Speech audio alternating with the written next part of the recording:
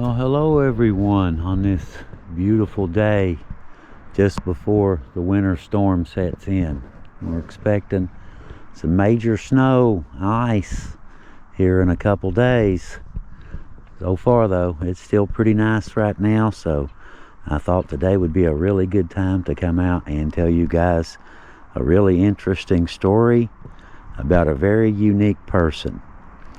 Now, if you've been watching the channel, you know that we showcase a lot of hillbillies, a lot of different people too, not necessarily hillbillies, but generally. And today we have one a little bit different. Matter of fact, he had a dozen things that made him just a little tiny bit different than everybody else. A very interesting story. You know how a lot of stories, when you're at a graveyard, a lot of stories will automatically have a really bad ending, a really sad ending, but not always. And this today is one of those rare unicorn kind of cases. And we are here with this man right here. This is who we came for today. John P. Flemings, born June 19th, 1874, and passed away October 6th, 1964. And right beside of him is Elizabeth Flemings, February 18th, 1880 to August 14th, 1960. Now, like I said, I have a little story to tell you guys about this guy. And I do believe when my story is done, you'll like this guy too. Now I'm just going to get down here and get comfortable and tell a little story to you. Now this story comes from one of our viewers, one of you guys, who reached out and asked if we would look into her great-grandfather, a man who went by the name 12 Toes. She said that whenever the subject came up in the family, that he didn't dodge it or seem to be embarrassed about anything at all. Instead, he would grin and tell people to count them for themselves. His name was John Preston Fleming, better known as John Preston 12 Toes Fleming. Now, he was born June 19th in 1874, like on the stone there in Virgie, Kentucky. And he died on October 6, 1964, at the age of 90 in Williamson, West Virginia. Now, he earned his nickname because he was born with six toes on each foot, a physical detail that became part of his identity and the way people remembered him long after he's been gone. Now, John's paper trail tells a very complicated story, but the records consistently point to the same family line here, though his name appears in records under various spellings, including Fleming, Flemings, and his mother's name is also in question. See, the death records list her as Agnes with a question mark. Now, some records identify her as Margaret Fleming. Others say she was Lavinia Fleming, John's first wife. Now, Lavinia's children appear to have carried their surname after John Henry later took a second wife, Nancy Ann Adkins, while still married. Now, that overlap explains why surnames and parental listings can sometimes change across documents. But through this line, John Preston Fleming was a direct descendant of John Henry Mullins Sr., and through him, a descendant of Revolutionary War soldier John Wesley Mullins.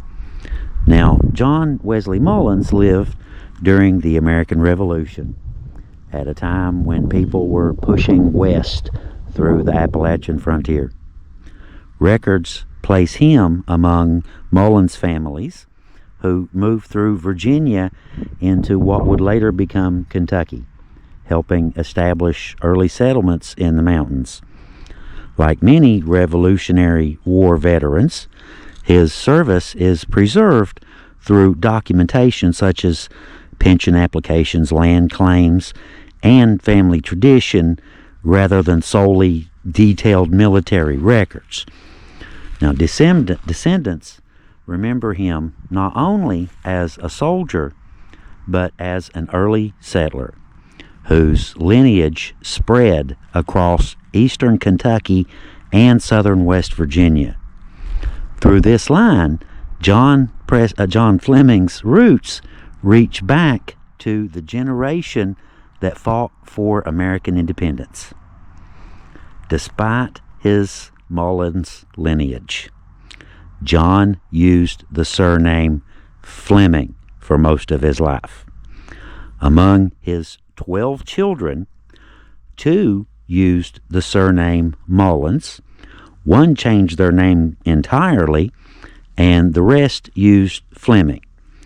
In that time and place, surnames often followed circumstances, households, or even personal choice, rather than strict legality. John married Elizabeth Tackett, the daughter of Ben Tackett and Sarah Adkins.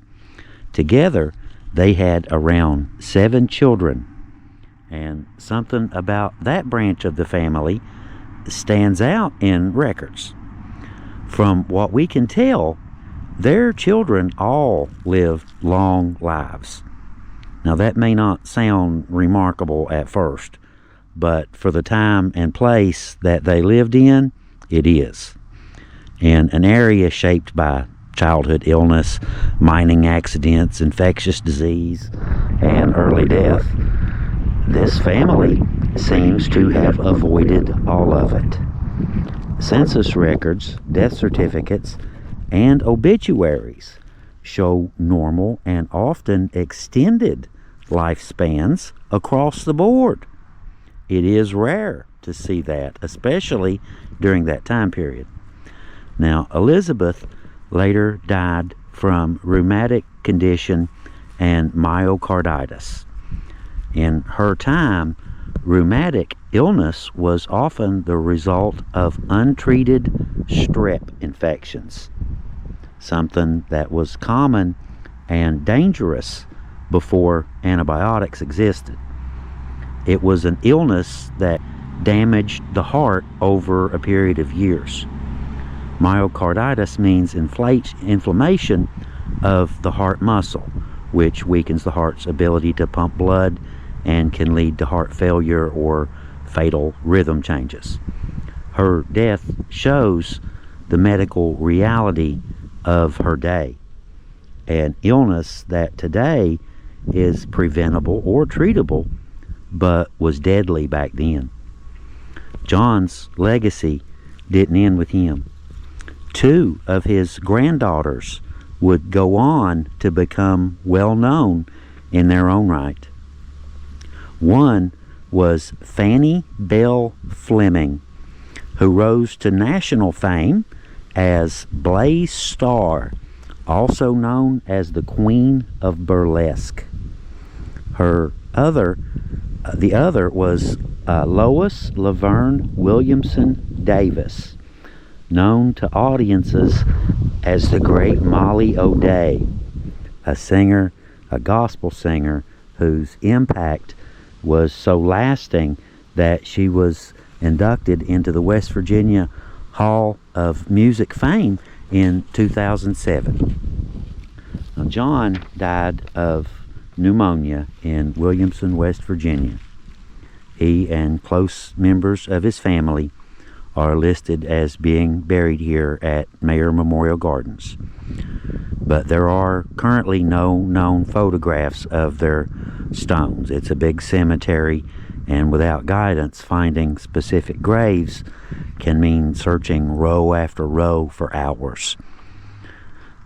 that is where this story turns from history into a present-day mission.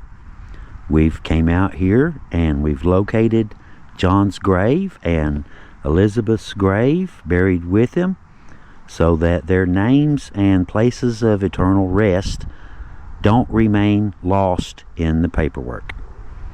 As usual, this story reminds us that all of us leave behind a grand story that we write over the course of our lives. Sometimes it's our actions, a famous descendant, or a deep family line that reaches back to the Revolutionary War. Sometimes it's simply the way a man leaned into what made him different and told people with a smile to count his toes for themselves. What a cool story. Thank you very much to all of you guys, to our viewers, for bringing attention to the people like this. We very much like to tell these stories as well. You know, there's always an end. There's an end to both of their lives, but it's not a sad story. It's not a bad thing. We did what we came here to do, but I can assure you that back then, that was a big deal, having that many kids live to a ripe old age. My mom, there was one of three. There were 9 children altogether. 3 of them made it to adulthood, if that tells you anything. But anyway, guys, thank you all for coming along today and hearing our little story about a very interesting man, John P. 12 Toes Fleming. I told you there was about a dozen things that made this man different, didn't I? I told you. Alright, guys, thank y'all for coming along. I very much hope you've enjoyed our little story today and some of the pretty scenery. Like I said, all of these people have amazing stories to tell. All you got to do is listen. Leo out.